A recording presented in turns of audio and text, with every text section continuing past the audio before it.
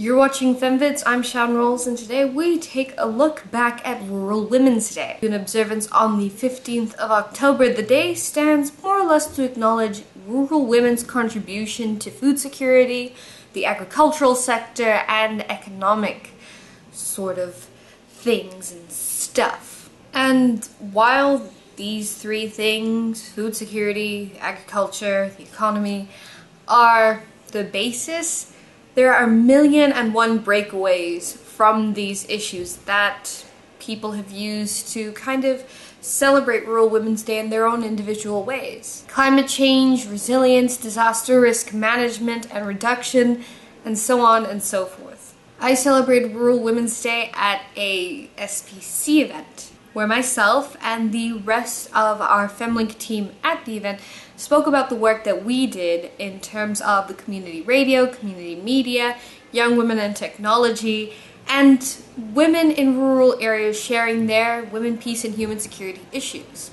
So if you're not necessarily familiar with that, there are a whole bunch of other videos about that, but today we're just talking about Rural Women's Day. At the event, there were a couple of things that were buzzing around in my head. Some things that I'm not necessarily sure if other people had picked up, but some things were interesting to note, while a couple of things were bothering me. The one thing that I'm pretty sure everybody knew at the event was how important women were.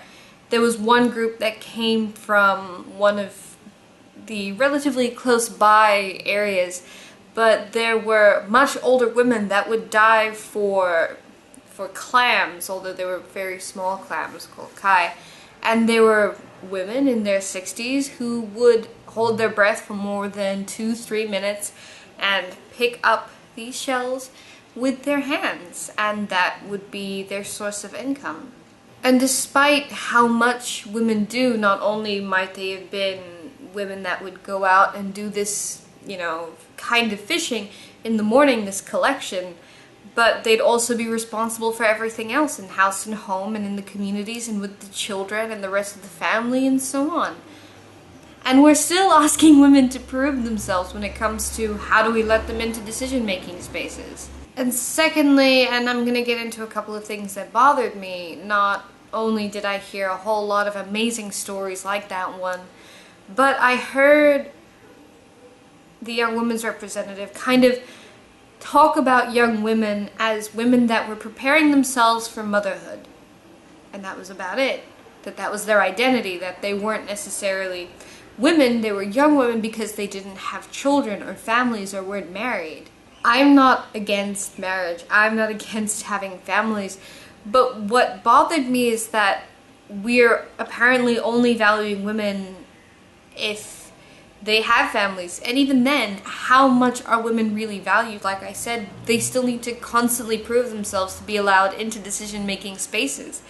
There's just so much that needs to be opened up for women and young women, particularly in rural areas, because that's where harmful traditional practices continue, because they're secluded or isolated, or they're just away, and so preserving tradition becomes the moniker for holding women back or not letting them be an outlier or something.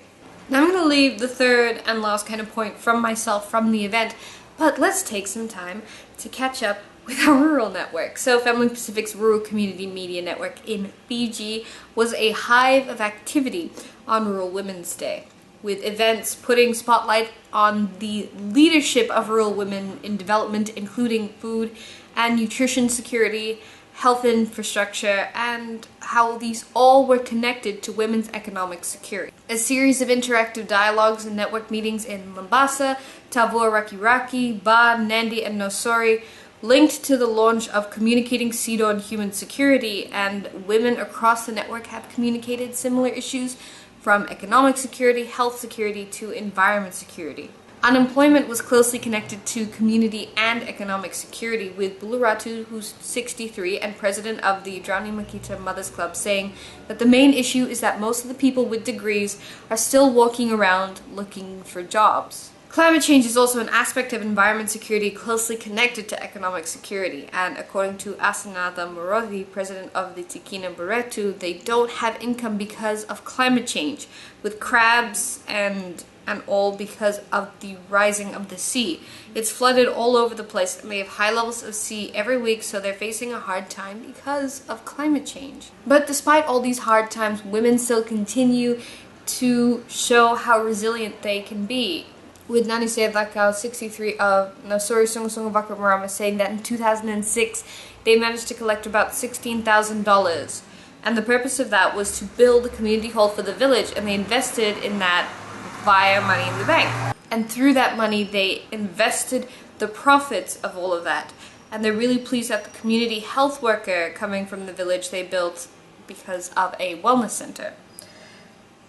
So there's a whole lot of things with women, for example, just being really, really glad and trying their hardest to address a number of the issues that they see in communities.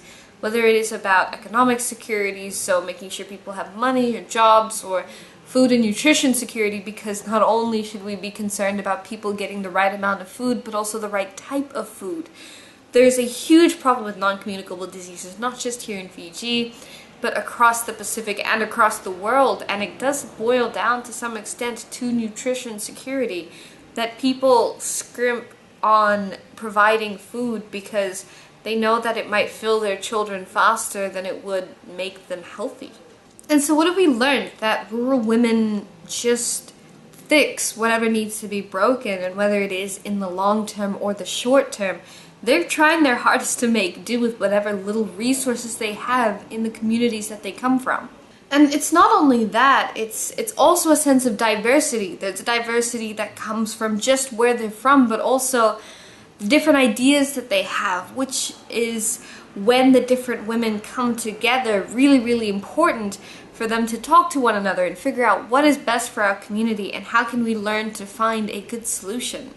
But this diversity is overlooked, and that was something that I saw, and because I probably don't want to keep talking about it. And I actually had a whole conversation with Emily Anise, a research officer, on who makes the news on the 16th of October. So here's what we talked about.